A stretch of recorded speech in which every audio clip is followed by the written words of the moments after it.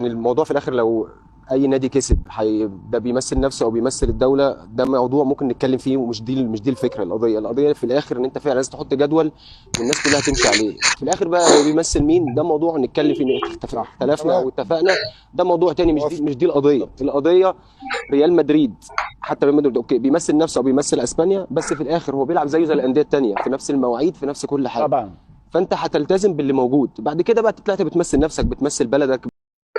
طبعا ده فيديو لحسين سعيد عام 2024 السنه اللي فاتت، بيتكلم على ان مفيش فريق بيمثل بلده، وبيتكلم على كده. امبارح حسين سعيد بقى طلع قال لك لا بيراميدز بيمثل مصر، كلام يختلف. وبيتكلم برضه على جدول الدوري، يقول لك لا ده في المفروض الرابطه تحط جدول نمشي عليه كلنا. هو امبارح عايز ياجل مباراه سيراميكا. ما انا كابتن هاني كاهلي انا مش هستفيد منك بحاجه. كبيراميدز خدت دوري الابطال ما خدتوش، مش بتاعتي. انا راجل حاطط بروجرام لنفسي عشان عندي كاس عالم للانديه. ايه هو البروجرام بتاع الاهلي؟ الاهلي المفروض يسافر يوم 2 يونيو اعتقد، او 5 يونيو، 2 يونيو، امريكا، عشان اللعيبه تتاقلم على الساعه البيولوجيه والتدريبات وحاجات كتير. حاجات كتير لازم الاهلي يعملها قبل انطلاق البطوله يوم 15. فلازم اقلم نفسي على حاجه. فانت حضرتك بقى تاجل مباراه سيراميكا، وانا اتاجل معاك مباراه فاركو، كنت تلعب بقى النهائي بتاعك، وبعد كده تلعب بعد النهائي بتاعك بيومين 3 4 ايام، وبعد كده تلعب كاس.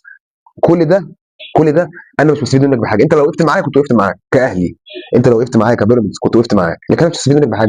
طبعا الزملكاويه بقى وبعض الناس الزملكاويه عايزين ياجلوا المباراه عشان الكاس يتاجل، عشان زيزو ما يروحش الاهلي كاس العالم. هم يبصوا الناحيه ثانيه الزملكاويه، يعني بيراميدز يبص الناحيه والزمالك بيبص الناحيه، والاهلي يبص قدامه عايز مصلحته.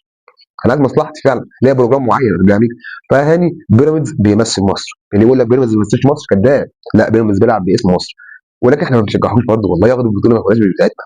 هو يجي هنا ان شاء الله هيخسر من صن داونز، يعني انا ما بشجعش بيراميدز، ده فريق جاي يعطل الاهلي، واي حاجه الاهلي بيعملها لازم يكون ضده فيها. لو اسماعيلي هشجع الاسماعيلي والله العظيم، لو الزمالك انا ورغبتي هشجع الزمالك مش عيب، هشجع الزمالك مش عيب. المصري هشجع المصري، لكن ده فريق دلوقتي جاي بيعاقب على الاهلي في اي حاجه، فانا ما بشجعش بيراميدز. فكابتن هاني سعيد كده بوشنا يا عم هاني.